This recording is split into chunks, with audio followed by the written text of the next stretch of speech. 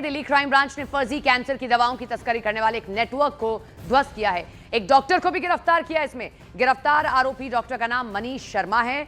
उसके पास से कैंसर की कुछ फर्जी दवाइयां बरामद हुई हैं। आरोपी डॉक्टर मध्य प्रदेश का रहने वाला है। वो फिलहाल फरीदाबाद में रह रहा था। पुलिस की माने तो आरोपी डॉक्टर ऑनलाइन ग्राहकों से कॉन्टैक्ट करता था, जरूरतमंद मरीजों को बेचता था और पुलिस के मुताबिक इन दवाओं से मरीजों की जान को गंभीर खतरा हो सकता था।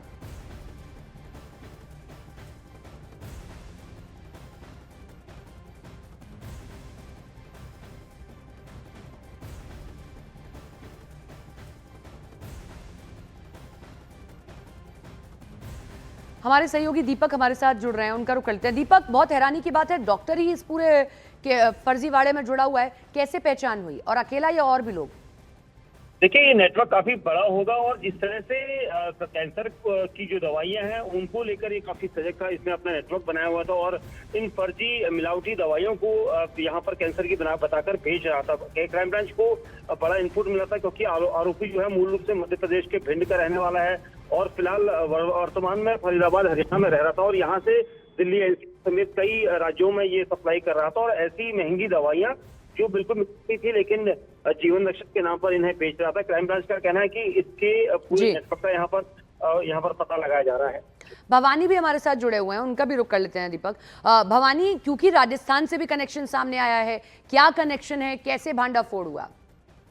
देखिए सपना, ये काफी चिंताजनक है क्योंकि आरसीएमएल राजस्थान सरकार की कंपनी है। वो ये दवा, कैंसर की दवा, 1 लाख रुपए का इंजेक्शन आता जो बीकानेर के कैंसर हॉस्पिटल को सप्लाई किए थे। वहां से जो गिरोह है वहां से ये इंजेक्शन गायब हुए, दिल्ली के ब्लैक मार्केट में बिके।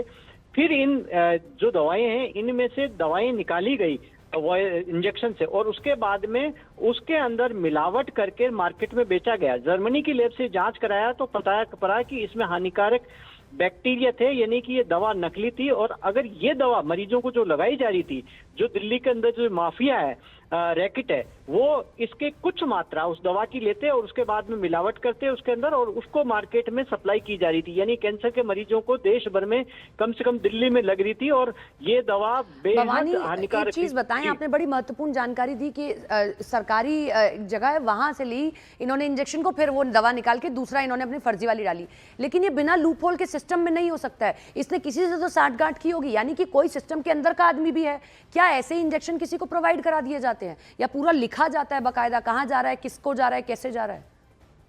देखिए, बिल्कुल आप बिल्कुल सही कह रही हैं। संभव ही नहीं है कि बिना सिस्टम की मिलीभगत से। और यही सवाल आरसीएमएल के एमडी है पुखराज गर्ग आईएएस है, उनसे हमने पूछा कि ये आरसीएमएल का लीकेज है। उन्होंने बाकायदा एक जांच ऑर्डर की। उन्होंने इसको माना कि नीचे के लेवल पे ये मिलीभगत हो सकती क्योंकि इंजेक्शन अस्पताल से जा नहीं सकता, इंजेक्शन अस्पताल से निकले तो ये आरसीएमएल और कैंसर अस्पताल की मिलीभगत उस लोग नीचे के रैकेट में, उसकी जांच रिपोर्ट आनी बाकी है जिसमें साफ होगा कि आखिर ये दवा दिल्ली के मार्केट में गई कैसे और उसके बाद में दवा माफिया कैसे उन अस्पतालों तक ये मार्केट में बेच रहे थे, उसकी जांच क्यों नहीं हो पा रही थी।